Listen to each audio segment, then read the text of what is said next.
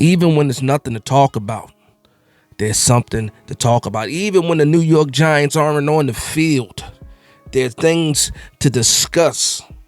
Hello, my name is Big Dash Nose, and I'm a Giants fanatic.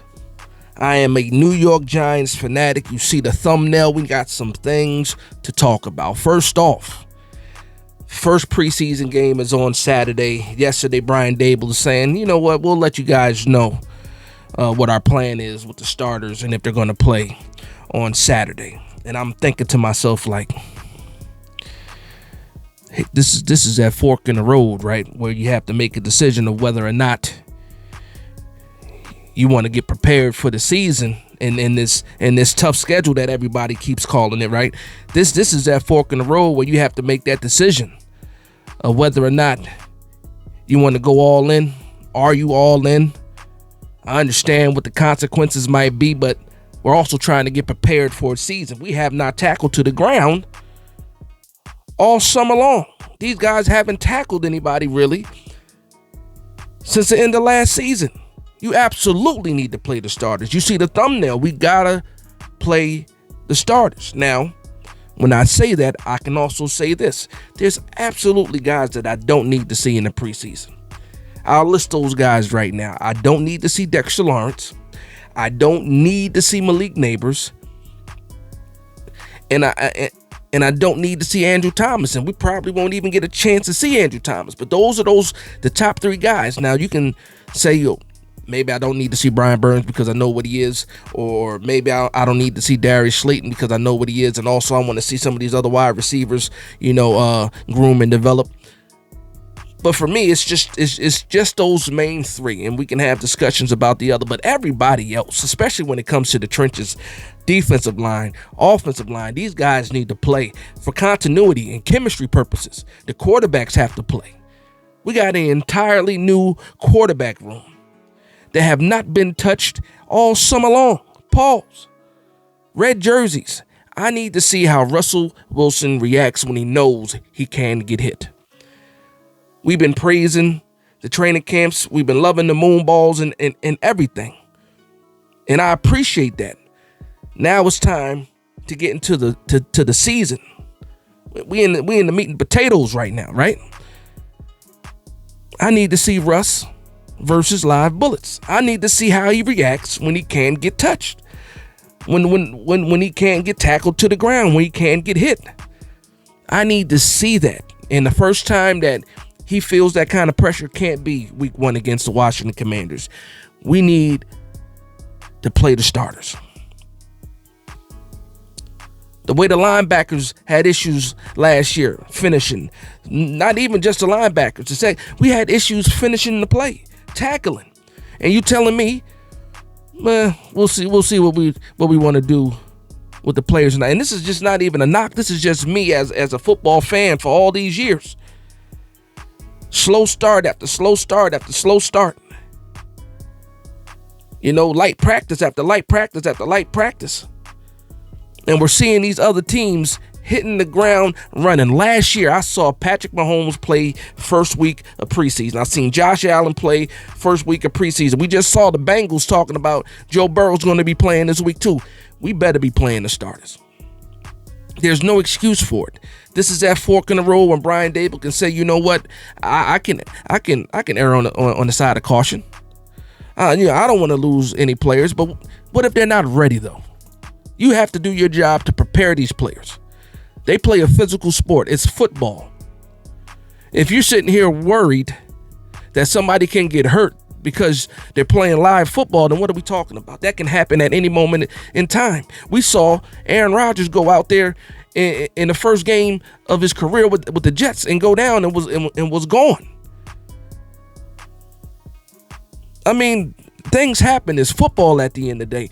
But the number one job for a head coach is to make sure his team is prepared mentally and physically. And if we're not playing our starters, we've seen this happen before. It's like deja vu. I remember 2 years ago, 2023.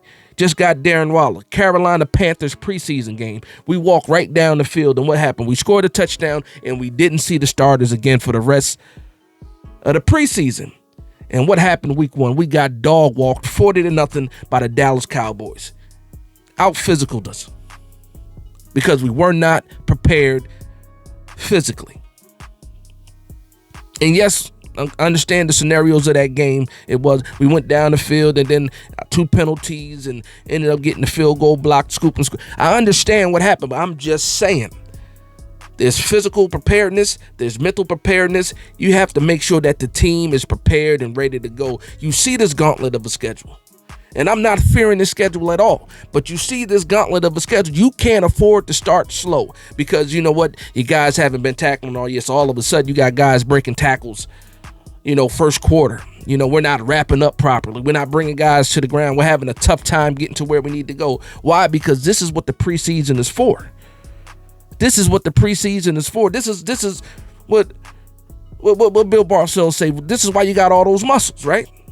This is a physical sport. This is a physical game. We know that. It's the NFL, not for long, especially if you're not prepared. This is year 4 of the regime.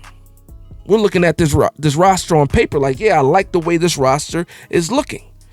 But it all means nothing if the play on the field doesn't match the names on the paper.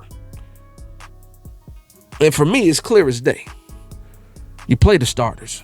How long you play the starters, that's the only question you should have, is how long I'm going to play these guys for.